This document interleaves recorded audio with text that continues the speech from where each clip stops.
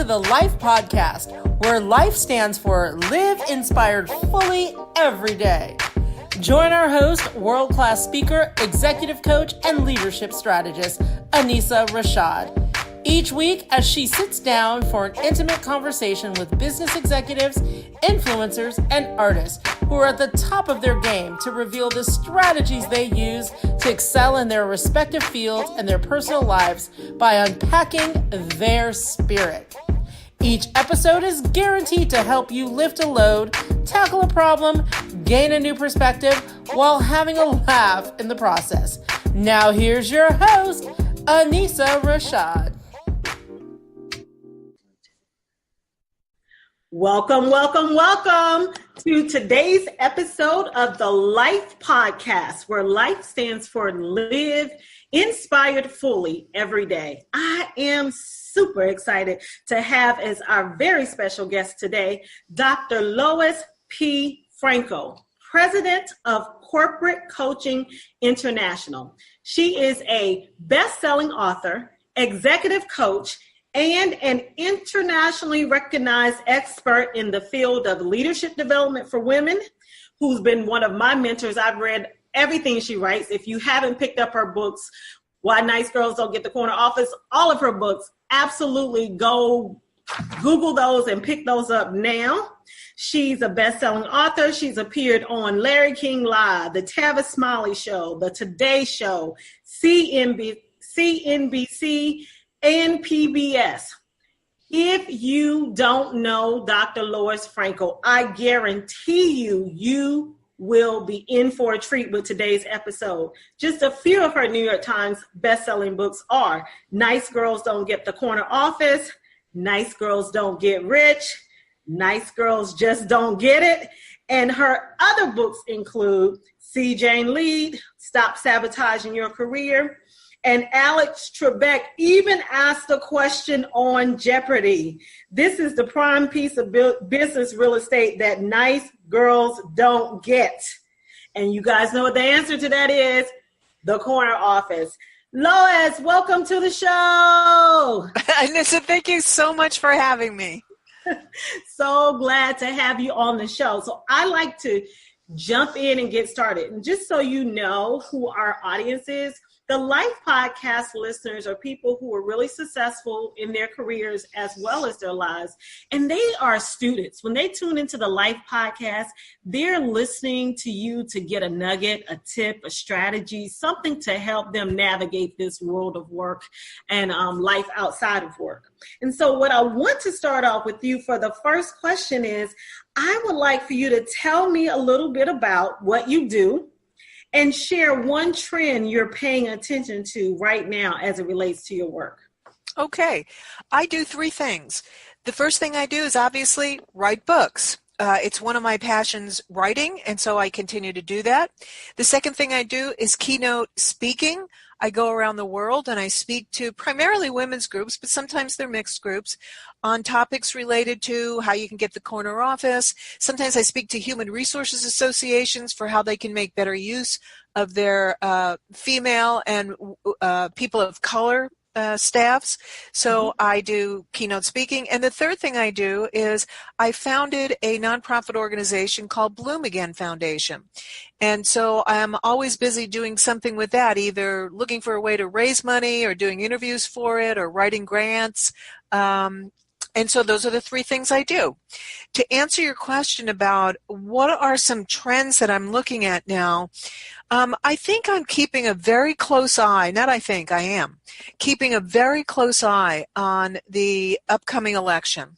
Mm-hmm. And part of that is because we have a lot of women in the running. And I want to see who might have a really good chance of winning the Democratic nomination. And as I look at the candidates, I have my own opinions about them. And if I were coaching them, what I would tell them to do differently. And so I kind of watch, and I also look to see what kind of role models are they for women. And so that I can use them in my work as examples of strong leaders or examples of people who aren't leading so strongly. Mm-hmm. Excellent. So I heard you mention that one of your three things was the Bloom Again Foundation.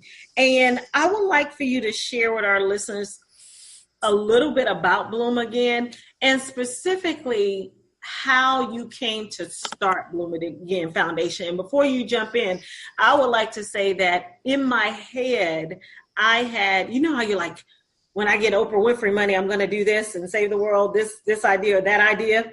And so one of the things is I had a vision for was to start something like exactly what you're doing with Bloom Again Foundation. I just said, there's no need to start. Lois is already doing it. And help her do what she's doing. And well, amazing work in the world through the Bloom Again Foundation. So I commend you on that. So share with our listeners a little bit about Bloom Again. Thank you, Anissa. And you know what? No one has to have Oprah money. I don't have Oprah money. And I started this nonprofit organization. I started it after my own treatment for breast cancer. What I realized was how lucky I was, not because I had cancer, but because I had everything I needed to heal. I could afford doctors, I could afford medicine, I could afford surgeries. I had a strong network of friends and family to support me.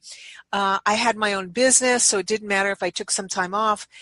But I was looking at the other women that were in treatment at the same time I was, and I realized that they weren't as fortunate. And as I looked into it further, what I learned was that 2/3 of women in the state of California, low-income women that is, get 0 paid sick days. And that women are more likely to be terminated for taking time off to tend to a medical challenge. And so I was seeing a lot of women who are working very hard, but they didn't have the same opportunity to heal that I did. Mm-hmm. And so I said to myself, when I get through all this, I am going to start an organization to help those women, because I feel strongly that the opportunity to heal should not be a socioeconomic issue. Everyone should have an equal opportunity to heal at a pace that's dictated by the doctor, not by their finances. And so I wasn't sure how I was going to do it exactly. And I brought together a group of friends and colleagues, and together we came up with a beautiful, elegant model for how to provide low-income working women with the necessities they need to get through a medical challenge. And that includes rent, food, utilities, things like that. And so to do that, and also to keep our overhead low, because, first and foremost, I'm really a businesswoman. And I said, if people are going to be giving us money for this, we need to make sure their money is well spent. So we're not going to spend money on overhead. Instead, what we're going to do is partner with other nonprofits in the community and identify people in those organizations who are familiar with the women, their situations, and their needs, and then they can apply for the women on their behalf for rent or utilities or food or so forth. And so that's essentially what we do, and we've done it for 10 years. What a wonderful way to do that. Even at a time when you could have been saying, woe is me and why me, you looked around, saw a need, and then started something to meet that need. I love that. I love that. So tell me this, what is life trying to teach you right now, Lois? Yeah, I feel like life is always trying to teach me something. And I think right now it's trying to teach me how to slow down, enjoy life more, and define how this last chapter of my life will be. I'm 67 years old, and I'm not embarrassed to share that. I think a lot of times for older women, we get marginalized, and I refuse to be marginalized. And I'm proud that I've gotten this far. And so, but I think life is trying to teach me, how do you redefine a life? Because, I still have my business, Corporate Coaching International, and the business does coaching and team building and things like that. I don't do that so much anymore, just because I've been there and done that. Uh-huh. And so I'm looking for things that will continue to play to my passion, that I haven't overdone, And that will also make a difference. I think those are the things that are always important to me. I want to learn. I want to be passionate about what I do, and I also want to help other people. So I think that that's what life is trying to tell me, and I've been having a hard time getting the message. When I think about you, Lois, you have so much wisdom on so many levels. So if you're listening, make sure you keep your pen in hand, because just she drops wisdom bombs without even trying, right? Just as a natural order of things. And so one thing, when I think about you, this question comes up for me. It's, if you had to sit down and have a conversation with the younger Lois, right? The one who was before starting a business, before having to deal with a bout of breast cancer, the one before all of this life has happened, right? You've had 67 very rich years of living in life. If you had to talk to, say, the 27-year-old Lois, what would you tell her? I would tell her not to worry about the small things, because they are not going to matter in the long run. That'd be the first thing that I would tell her. The small things will not matter when you're 67 years old. So don't even put energy into them. Mm-hmm. And when I say the small things, I mean like people who may talk about you behind your back, or, it's the vexations that we get every day. And so just being able to let that go. Mm-hmm. A second thing I would tell myself is that you are not what other people say you are. You are whoever you want to how you define yourself. And I say that because I think I came from a family and a background that had very low expectations for me.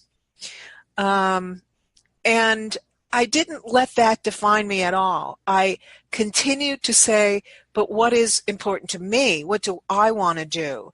And I just kept growing, and just kept putting one foot in front of the other, despite the people and the things that might normally hold me back. Mm-hmm. So that would be the second thing. And then the third thing that I would say is that I would tell myself is to take more risks. I realize that I've been really successful in my life, and I think I would have been even more successful. I mean, I think I could have had Oprah money if I had taken some more risks. But like many women, what I did was, even in my business, I didn't want to take out a loan because I didn't want to have any overhead. So I just continually plugged my earnings back into the business so that it would succeed. And it did, and it's very successful. And I'm happy with what I've achieved. I just think I could have achieved so much more had I taken more risks. So those are the three things that I would tell 27-year-old Lois.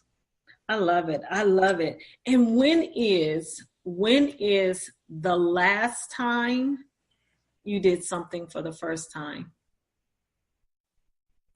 When is the last time I did something for the first time? I know there's something. Wait a minute. I'm trying to pull it up, because I remember thinking to myself, oh, I never did this before. This is really cool. It's usually going somewhere. Oh, I know the last time I did something for the first time.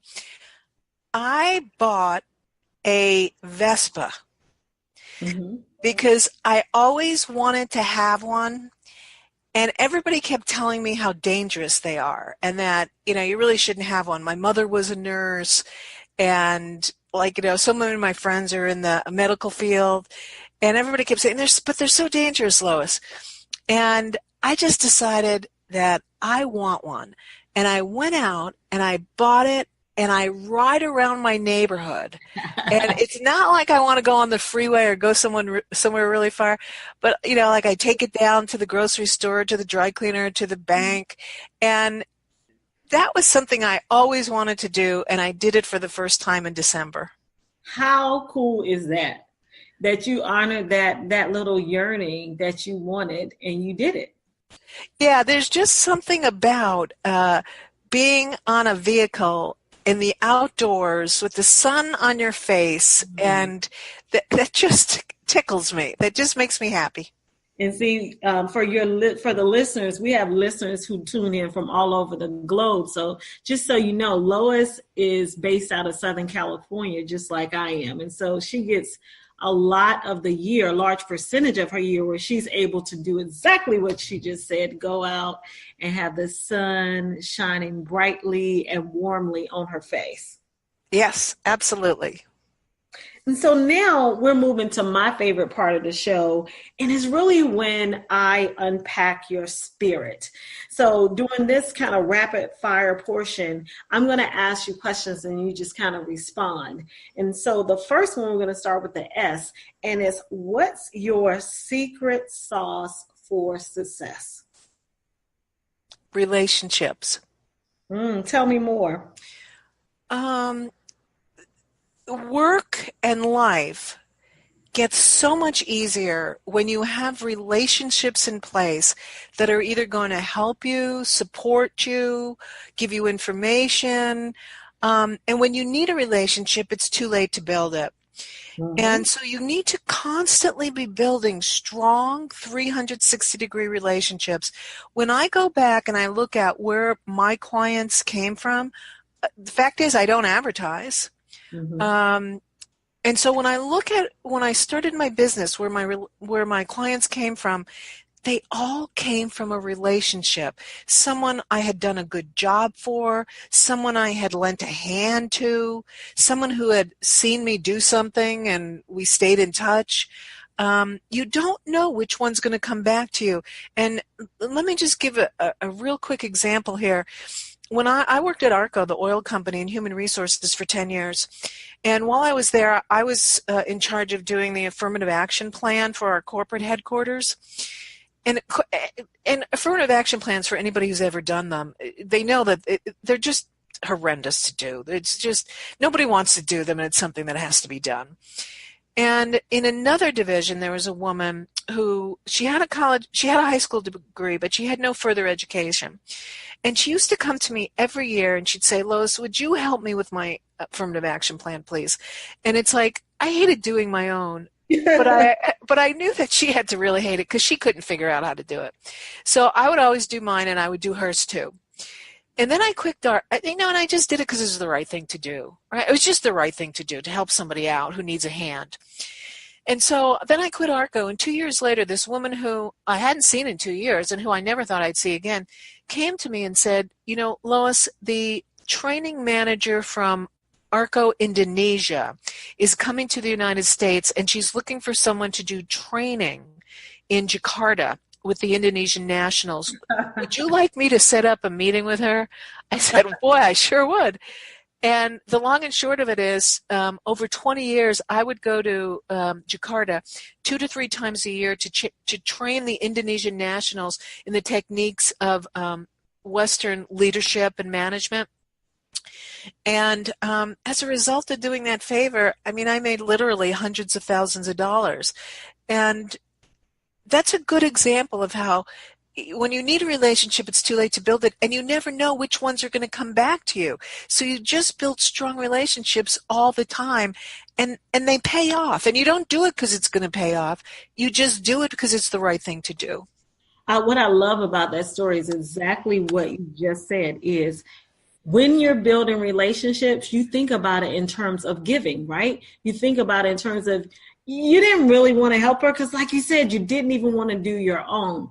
But you did it because it was the right thing to do, with no intention or no expectation that I'm going to get something from this or get something out of her, or maybe one day she can do something to help me or promote my business. No, you did it at a time when it was the right thing to do.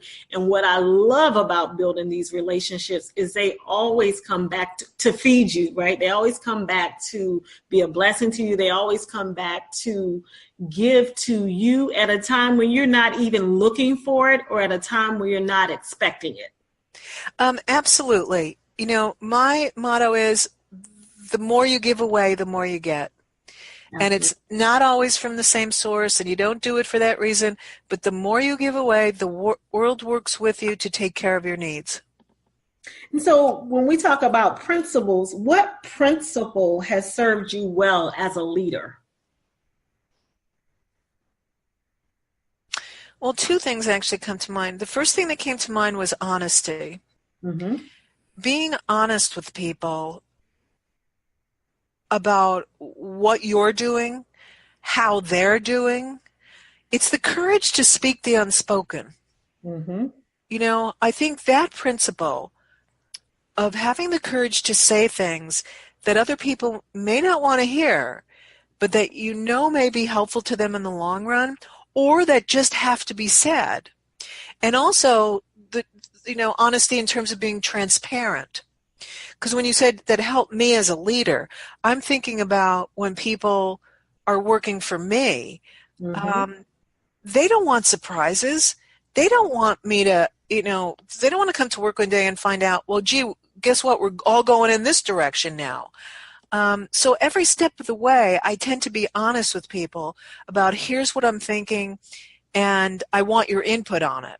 And now let's make the best decisions together. So I think that kind of transparency and honesty served me really well. But then there was something else that came to mind when you asked that question, and it was about a principle of genuinely caring about people. Mm-hmm. Not caring about people because you're going to get more work out of them, or because they're going to do you a favor, or for any other reason, for no other reason than they are. It's what Carl Rogers called unconditional positive regard. That regardless of who someone is or what their standing is, showing the utmost respect and caring for them. That has always served me well. And then I saw something that Mary Kay from Mary Kay Cosmetics wrote, Mm-hmm. and she wrote that we should treat everyone as if they have a sign on that says, "Make me feel important." Love that. Don't you love that? And Love that. it doesn't cost anything. And yet, when you do it, you feel so much better about yourself, and you make those people feel good. And again, you don't do it to make people feel good or for you to feel good about yourself. You do it because it's the right thing. And so I think it's probably those two principles that have served me best, is genuinely caring and building strong relationships. And certainly it worked. It was helpful once I would start working with a client to build a relationship that was warm and collegial so that it would be ongoing. As a matter of fact, just before you and I started talking, I hung up the phone with a woman from New York who was my client for 20 years. She was the HR director at a very big firm, and she was the person who would refer clients to me. But we stayed in touch for years. And, she happened to have a problem today, and she said, "Do you have a few minutes that you can talk to me about it?" That's what leaders do, is they build relationships so that other people also know that they're there for them. Exactly. When I listened to you, especially talking about the caring, it reminded me, I have been in the field of coaching since the 90s. And one of the things when I started thinking about, okay, what makes me different as a coach, and this is years ago, I was like, I love my clients. Like, I genuinely care about them, not just, achievement of a goal or I actually, as a person, as a human being, I was like on their team and wanted them to really, really have the things that they desired in their life. And I was like, well, I can't put on a brochure or a flyer or any marketing material. Nobody was using words like love in the workplace or caring about your people, so to speak, at that time. But I realized that was one of my secret sauce ingredients. That was one of the things that really made me show up a particular way for my clients. It was because I actually really sincerely cared about them. Yeah. And people know it when you do, and they know it when you're putting it on. So you can't fake it. Mm-hmm. And so what about innovation? What are you doing now to reinvent yourself? Yeah, this goes back to the question you asked earlier about what is the world trying to teach me? What's it trying to tell me? And as I said, it's about trying to redefine myself for the, last chapter of my life. And I realized that I always like to create. that's what has always been important to me, whether it was creating a business, there's 2 nonprofits that I started, writing books is creative. And one of the things that I love to do most is actually photography. And it's really taken a back seat in my life because, it wasn't a way I was going to earn a living. I guess I could have earned a living through photography, but I didn't see it as that when I was busy earning my living doing other things. So I think for innovation for myself is going to be to learn how to be a master photographer. And I want to, there's a Santa Fe photography center that offers workshops. And I'd like to go and I'd like to take some of those. And then I'd like to see how I could apply it. Even if it's in a volunteer capacity. Like I contacted one of the local newspapers and said, I don't know if you ever need anybody to go out and take pictures, but I'm happy to do it and I'm not going to charge you anything for it. But sometimes when you don't charge, people don't see it as having a value. Right. So, so really, but I'd like to know how I can use photography in a way that helps people. I think that's what I'd really like to do. So that's where I'm reinventing myself. I love it. And then you have a new book that you're working on as well. Tell us a little bit about that. Yes. And this is kind of new too, because I pitched the book to my publisher as an audio book, not a written book. And I did that because in my keynote presentations, when I teach women how to communicate, they often say to me, oh, I wish I had you on my shoulder when I had to say this or I had to say that. And so I thought, I'm going to do a book that helps women to be able to say what they have to say in a powerful and impactful yet tactful way. Mm-hmm. And so my working title for the book is The Nice Girl's Guide to Telling People to Go to Hell So They Look Forward to the Trip. Love it. Say it again so for the people who didn't get it. Say the title again. Yeah, it's The Nice Girl's Guide for Telling People to Go to Hell So They Look Forward to the Trip. And what can we look forward to seeing in that book? What you'll look forward to is over 100 scenarios that you may find yourself in where you want to not only tell somebody to go to hell, but to just communicate powerfully, and the language for how to do it. And so that's why it's going to be an audio book as opposed to a written book. And so, for example, four of the things that I talk about are bropriating, when men take your ideas as their own, right? Or mansplaining, or manterrupting. There's so many things that happen to women and they don't know what to do about it when it happens. So, for example, in bropriating, one of the things that I suggest people do is something that the women in Barack Obama's administration did, and they called it amplification. That when they were sitting in meetings, they would say something and no one would say anything. And then one of the guys would say it, and it was like, oh my God, that's the best thing since sliced bread. So what all the women did was they came together and they said, okay, so now what we're going to do is whenever a woman speaks, another woman is going to either tag onto it or affirm it so that someone else can't steal the idea from her. So give us an example of what that looks like, Lois. Yeah, so let's just say that you and I are in a meeting and you say, I really think that we need to get more women on our operating committee. That will make a big difference in being able to market to the needs of women. And I say, you know what, Anissa?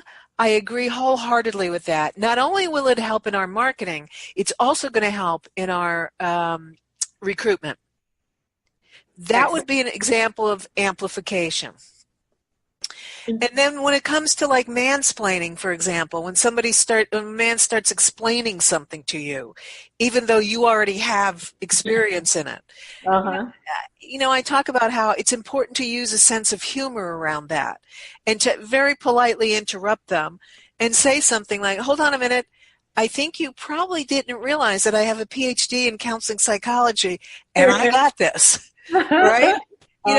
So just to be able to speak up like that and not hold it in, because when you hold it in, that's when you tend to blow up. So finding those opportunities to have your voice heard without being unnecessarily harsh. And as a matter of fact, if people would like to see some of what's going to be in the book, I've been posting on my LinkedIn page about 3-minute video clips of examples of many different kinds of things, from how do you handle appropriating to how do you handle it when someone steals that's stealing your idea, or how do you handle it when you want to say no to someone, but you don't want to hurt their feelings.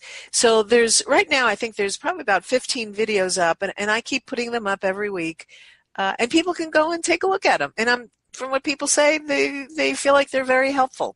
Well, what I like about what you're saying is it's just what you said. When people would say, oh, I just wish I had you on my shoulder or in my ear, I can see people getting this book and doing like book clubs inside of their companies, and where they sit down together, read the book together as a group, and talk about ways that they can support each other. Yeah, and I think that's so important that women do support each other, because you need to create a critical mass. And without that critical mass, we're not going to see large-scale change. And unfortunately, I read something recently that said when women advocate for other women, they are viewed less favorably than men who advocate for women or men who advocate for other men. And we need to change that. And, it's one reason why often women don't advocate for other women, because they don't want to be seen as, quote unquote, a feminist or, someone who's only doing it to help other women. And so women will hesitate to do that. And we need to normalize it. We need to say, of course women help other women. Women help men. Men help women. We need to normalize it. So I'm curious, because you do a lot. So what are some of the morning routines or rituals that you practice consistently that contribute to you being able to perform at such a high level? Yeah, consistently I get up and I walk, and having a dog really helps. So consistently I get up and I walk my dog. Mm-hmm. And it kind of really gets me going. And we know we've been having a lot of rain in Los Angeles lately, and so that's been a little bit more difficult. But I think that kind of exercise to just get your brain going is really helpful. And then the first thing I do after that is I sit down, aside from have breakfast and all the hygiene stuff, I sit down at my computer and I answer emails. Because if I don't answer them at the beginning of the day, they're not going to get answered, because there's going to be too many other interruptions. Mm-hmm. And so I answer my emails, and that's something that people are always surprised. Like, I answered an email that came in from a reader. She had a question about something, and she said, I'm so surprised you answered me so quickly. Well, if I don't keep up with it, I'm not going to be able to do it at all. So right. You ever get behind, it's a wrap. Exactly. So that's something that I do. When I have the time on a really nice day, I'll go out for a bike ride. Mm-hmm. Something else I do to kind of keep my brain going, I love words, and I am a voracious Scrabble player. Mm-hmm. And there's an online Scrabble club. It's called ISC.org. It's International Scrabble Club is what it's called. And you're actually playing with real people in real time. It's not like Words Like with Friends where you kind of got to wait and see what someone does. You're playing in real time with people from around the world. And that, not only does it keep my brain going, I really feel as if, because, I write a lot and I do things that are somewhat solitary, I'm really interacting with people all the time. And I think that that's important. Mm-hmm. So, and then if I have a book deadline, the next part of the day, probably 4 to 5 hours is spent writing. And by the time I finish that, it's time to walk the dog again. So, Lois, you are a person who has written numerous books. So for that person who's a busy executive, a busy business leader, who's out there, they have a book in their head, in their heart, a story that they want to tell, or some concepts and information that they want to share. what would be your advice to get them from the place of having that book in their head and their heart to actually having it being something in our hands or something that we can listen to via an audio book or something like that? Okay, yeah, and I can't tell you how many people have contacted me and asked for advice, and I've spent the time advising them, and it went nowhere. So now you can tell them, go listen to that podcast. I laid it all out. Yeah, I did. It's like from now on, that's what I'm going to do. So the number one thing is you have to have something in your head that it is so important that you say that you can't live without saying it. Because my Nice Girls Don't Get the Corner Office book, I wrote at night after work. I didn't have time to write during the day in those years. And so I wrote my book at night between like 8 o'clock and 1 o'clock in the morning. But it was something I had to say so badly that I couldn't live without saying it. So that's number one. Number two, start with an article. That what I found was that if I can get all of my ideas into an article, maybe, and the length of the article kind of depends on where you want to have it published. Sometimes people just want 2 pages, sometimes they want 15.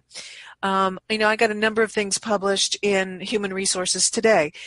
It wasn't because I needed to see my name in print. It was because if I could get it down to 50, if I could get a complex idea down to 15 pages, then I could write a whole book. Mm-hmm. Because you could have a whole book in your head. It doesn't matter. You have to be able to outline it somehow.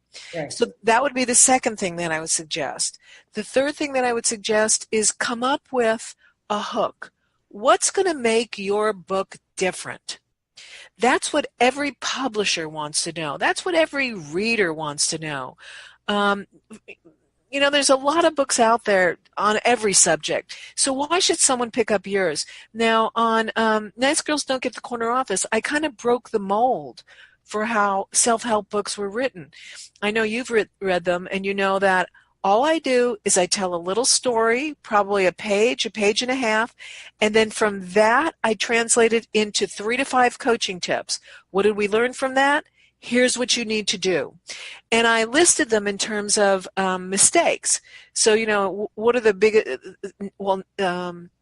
the time it was 101 mistakes. Now that the book's come out again, I think it's 133 mistakes. But it was 101 ways women sabotage their careers.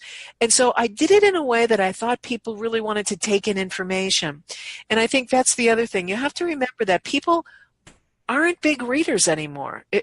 Why do you think all these bookstores are closing down? In part because Amazon's has an impact, but also because people aren't big readers anymore. So you got to write it in a way that's people are able to focus on it for short periods of time. They call those airplane books or elevator books.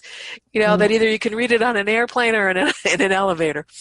So that's something else I do. And then the last thing I would suggest is that you decide whether you're going to self-publish or you want to have it published by one of the big publishing houses. And if you want it published by one of the big publishing houses, you need to find a literary agent who's going to help you with that. And there's every year a book of, I think it's called the Annual Book of Literary Agents comes out. And you can scour it, which is what I did. And that's how I found my literary agent. I looked to see who's buying these kinds of books, who's been successful at it. And I happen to have wanted somebody in New York because I know that's where the big publishing houses are. So those are 5 things I think I would recommend. I love it. And what I took was you got to want to do it so bad that you can't live without doing it. And exactly. So I think that first tip that you offered, Lois, I think that's where a lot of people missed a boat and they're not able to get their book out into the world because they think it's a good story and they'd love to have it out there. Look, if they had time. And then you insert a whole bunch of other things in there. So it's like something that would be nice to do, but they don't feel like it's something that they have to do. And what I hear you saying, in order to have the level of commitment to stick to it until it's actually a book in our actual hands, you have to want to do it in a way that you have to do it. Like you can't live without doing it. So that was the number one of her 5 strategies. Number 2, I heard you say, start with an article, which I think is great advice, right? So sometimes, how do you eat an elephant? One bite at a time, right? Yeah. So writing an entire book for a lot of people may be overwhelming, especially with the busy schedules and lives that they participate in. So you might want to start with writing an article, coming up with a catchy hook, because that is what the book publishers are going to be looking for. And more importantly, even if you self-publish, that's what your readers are going to be looking for. They want something like the book that you have coming out. Again, Nice Girl's Guide to Telling People to Go to Hell and Looking Forward to the Trip, right? It's kind of Right. cute, it's kind of punchy. It catches people's attention. So you want to have some hook, something that makes your book different from what everybody else is saying on that particular topic. And then the 4th thing I heard you say, you talked about how you lay out your book, and people lay them out many different ways, and something you offered is tell a quick story, offer some coaching strategies around the story, around that help people actually apply the information. So share a thought and then teach them how to apply the thought is what I hear you saying. And then I guess the final thing is write it in a way that is easily consumable or easily digestible. And so you call that airplane or elevator reading. And in this era where everybody's listening to podcasts, right? So a lot of my favorite authors, I just listen to their podcasts because you get, constant new information from, kind of what they're thinking and what's on their hearts and minds through their podcasts. So because we have all these, we have Audible in terms of books, we have so many different ways to consume information, blog posts. So when you write a book, you're going to have to write it in a format, if you're going to get people to buy it this day and time, in a format that's easily digestible, that's in bite-sized chunks, is what I hear you saying. And the last piece is really just making that decision if you're going to self-publish or if you're going to go with one of the big publishing houses. And if you're going to do that, then you want to make sure that you get that annual book of literary agents. And we'll put the name of that book in the show notes so that if people are interested in that book, they can also get that. That's some good information, right? Really quickly and succinctly, you gave people the formula, if they're looking to do it. And so now, henceforth, now and forever, whenever people ask you, I did a podcast, I'll give you the link. You can put it on your website so that people can just go there and click and be like, this is Lois's how-to guide. So you don't have to repeat that 100 million. That sounds good. And then the last question I want to ask you is really, well, no, it's not the last question because I have a question before that. It's around, where do you go for inspiration? Where do you go for inspiration? Like, you've been doing this for a while. You had a lot of emphasis on your corporate coaching, international, and doing training and just leading groups and teams for all over the world. And now you're kind of at a different place where you're interested in some more things like photography and other things that are more around your passion. So where do you go to charge your battery? So 2 questions. One is, where do you go to charge your battery? And then the second question is, if you could write one message on a billboard, what would that message be? Okay, let's do the first one.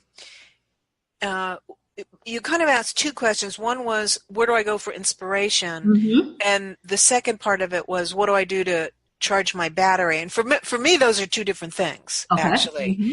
So, where I go for inspiration is to look at other inspirational people, particularly women. So I will read, biographies of women and articles about inspiring women. So for me to get inspiration, I look at other people who are inspirational. I mean, they inspire me.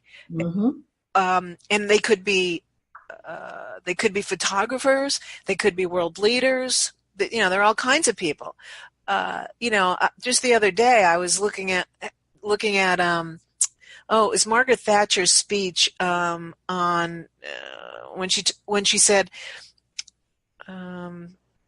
"You turn if you want to. The lady's not for turning." Now, in those few words, I was inspired.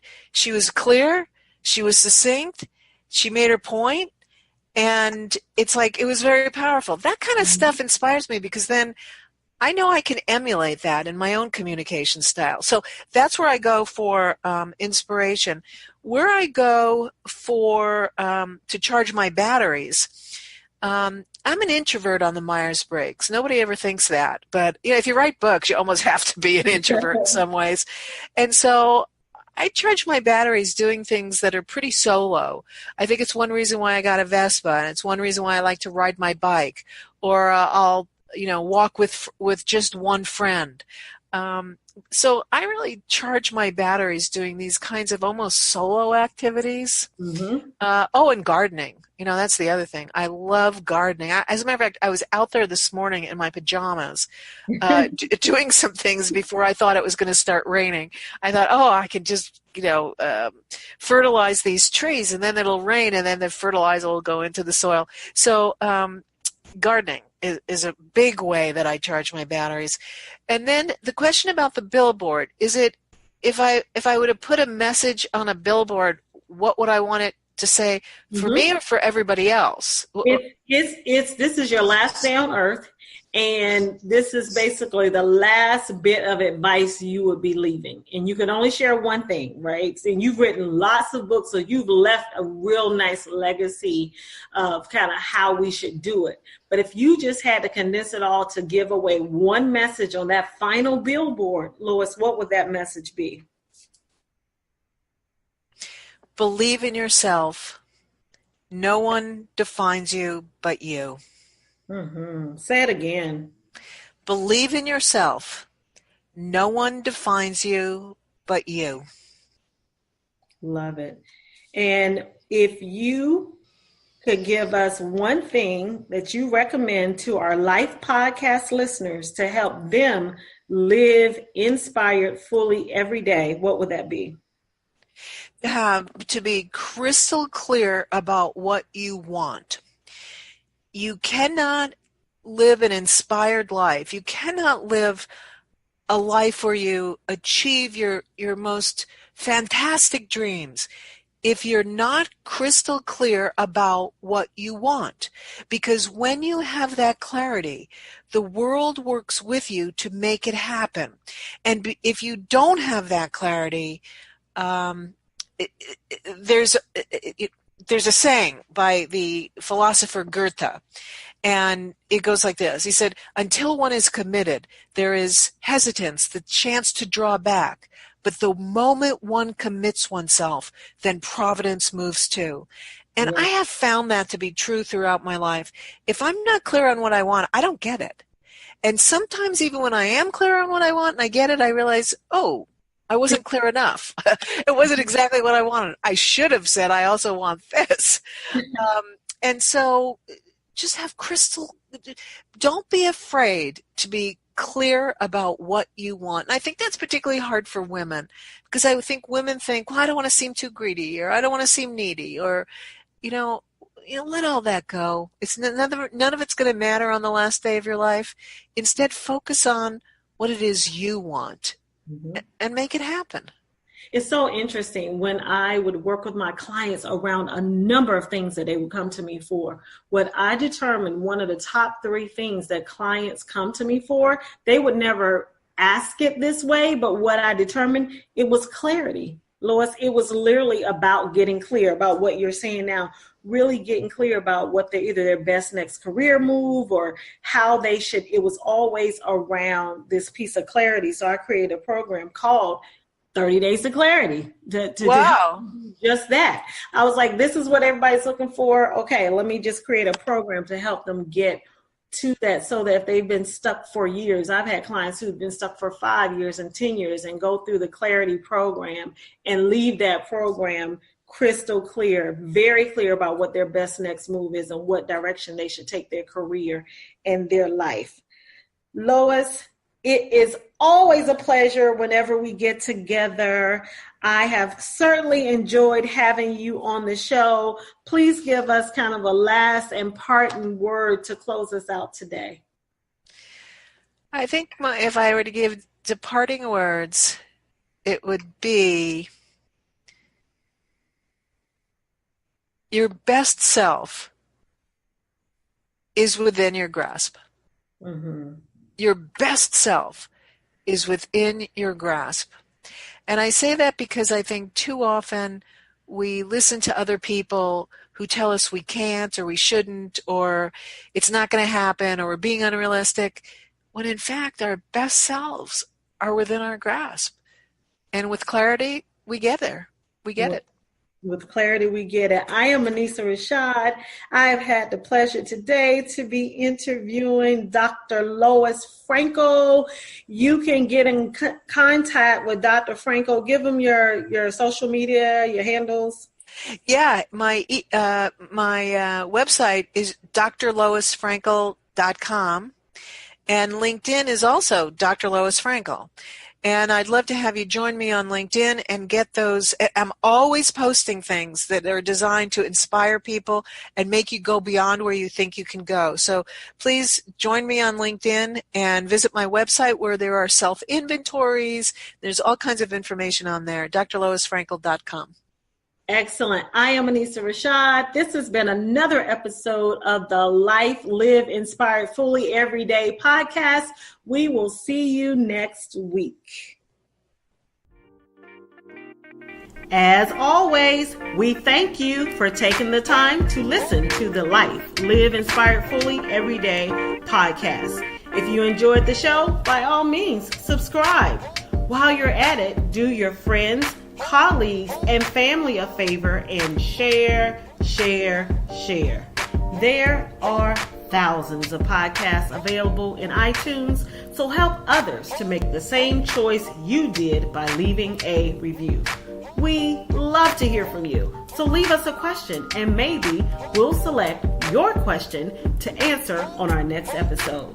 The show notes that list all of the books, tweetables, and companies we referenced are all available at lifebyAnissa.com. Until next week, I am Anissa Rashad, executive coach and leadership strategist, challenging you to live inspired fully every day.